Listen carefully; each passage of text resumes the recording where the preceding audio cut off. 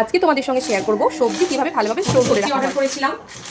যেহেতু আমার বাইরে খুব কম যাওয়া হয় সবজি কেনাকাটা করতে, সময় হাতে খুব কম থাকে, তো বেশিরভাগটা আমাকে জেপ্টো, জিও মার্ট এগুলো থেকে অর্ডার করতে হয়। তো আজকে আমি কী কী অর্ডার করেছিলাম সেটা দেখাই তোমাদের। প্রথমে এখানে আছে কাঁচা লঙ্কা, এখানে আছে পটল, তারপর দুটো কাঁচা কলা, এখানে আছে ভেন্ডি, কুমড়ো, এটা আগে থেকে অর্ডার করেছিলাম, অর্ধেকটা খাওয়া হয়ে গেছে, অর্ধেকটা আছে।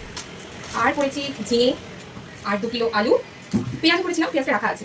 আর এই যে মেয়ের জন্য কলা, আর এই যে বরবটি, এটা বরবটিকে আলু ভাজা খুব ভালো লাগে খেতে। এইবার বলি আসল কথা, এই যে আমরা সবজিগুলো কিনে আনি বাজার থেকে, সেগুলো ঠিকঠাকভাবে না রাখার জন্য অনেক সময় সবজিগুলো নষ্ট হয়ে যায়। তো এই সবজিগুলো কিভাবে রাখলে ভালো থাকবে সেটাই তোমাদেরকে এই ভিডিওতে দেখাবো।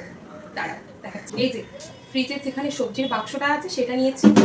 এবার এটার মধ্যে বরের একখানা পুরনো টি শার্ট নিয়ে নিয়েছি, সেটাকে প্রথমে এটার মধ্যে বিছিয়ে দেবো।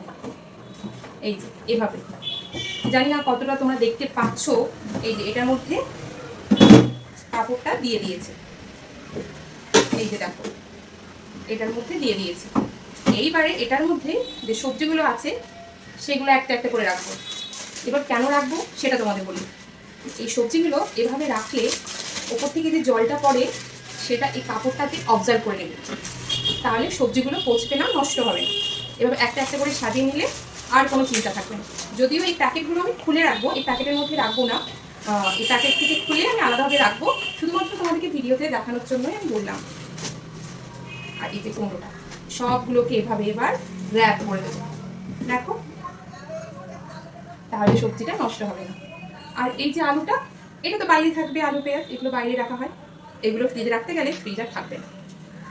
তো তোমরাও এগুলো স্টোর করে রাখতে পারো, দেখবে সবজি অনেক ভালো থাকবে।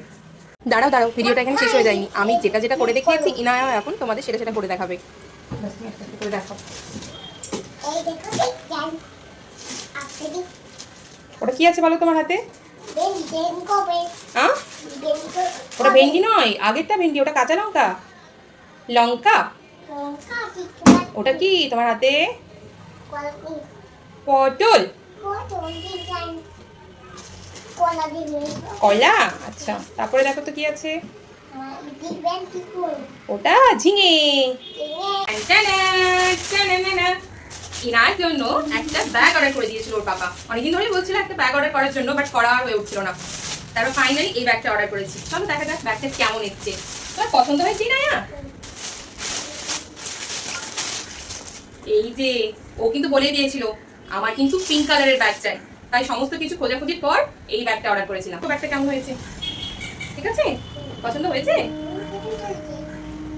পিঠে দিয়ে আবার দেখো তো, উঠে দাঁড়াও তো। হ্যাঁ, চিনতে রাখছি।